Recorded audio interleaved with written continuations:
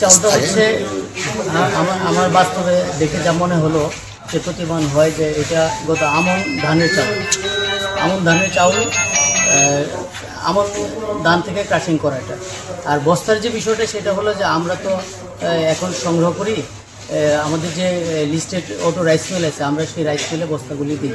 মানে হয়তো বা সেখান থেকে আসতে পারে আমনের চাউল, আমন ধানের চাউল, এটা আমন ধানের চাউল না, উনি আমাদের ব্যবসায়ী না, আমাদের লিস্টেড কোনো অটো রাইস মিলের মালিক না। এই জেবিএন রাইস প্রসেসিং, এই যে একটা গোডাউন, এটার মধ্যে খাদ্য দপ্তরের চাল মজুদ আছে। এখানে ওনারা কালোবাজারের উদ্দেশ্যে এই চাল মজুদ করছেন।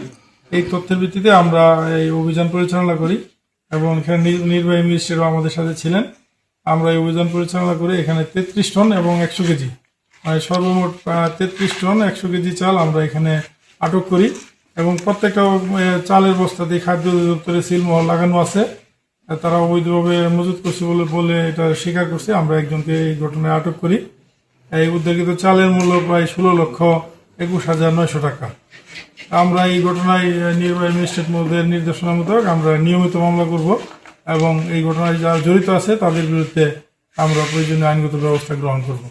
এটা যারাই জড়িত থাক সবাই ইনশাআল্লাহ আইনের আওতায় আসবে। এন্টারপ্রাইজ ওনার যে মালিক, উনিও এখানে উপস্থিত ছিলেন।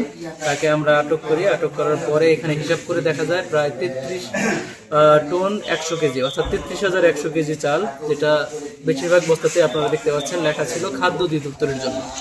তো এই লেখা চালগুলো আমরা জব্দ করতেছি। এই চালগুলো হচ্ছে খাদ্যদ্রব্য উৎপাদন, মজুত, স্থানান্তর, পরিবহন, সরবরাহ, বিতরণ ও বিপণন ক্ষতিকর কার্যক্রম প্রতিরোধ আইন 2023-এর 5-এর খ এবং 5-এর ঘ ধারা এবং 6 ধারায় সুস্পষ্ট করে বলা আছে যে সরকার কোনো ব্যক্তি খাদ্য অধিদপ্তর কর্তৃক প্রদত্ত বিতরণকৃত সিল বা বিতরণ করা হইয়াছে এরূপ চিহ্নযুক্ত সিল ব্যতীত সরকারি গুদামের খাদ্যদ্রব্য ভর্তি বস্তা বা ব্যাগ বিতরণ, স্থানান্তর বা বিক্রয় করতে পারবে না।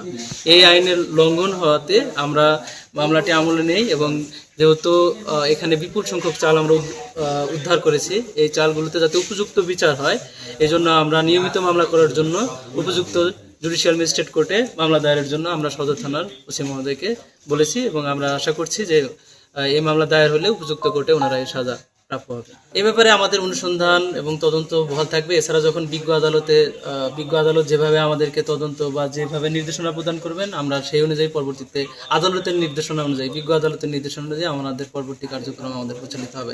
বাট এই রাইস প্রসেসিং মিল ব্যতীত অন্য কোনো রাইস প্রসেসিং মিল যদি এই ধরনের কাজের সাথে কেউ যুক্ত থাকে বা উদ্বুদ্ধ থাকে, আমাদের কাছে যদি কোনো তথ্য থাকে, আমরা তাদেরকেও আইনের আওতায় আনার জন্য আমাদের যে অভিযান, যে তৎপরতা, আমাদের এই তৎপরতা বহাল থাকবে। এখন এই চাল জব্দ থাকবে। এরপরে আইন অনুযায়ী, এই আইনে বলা আছে এই জব্দকৃত চালগুলো কিভাবে প্রসেস করা হবে।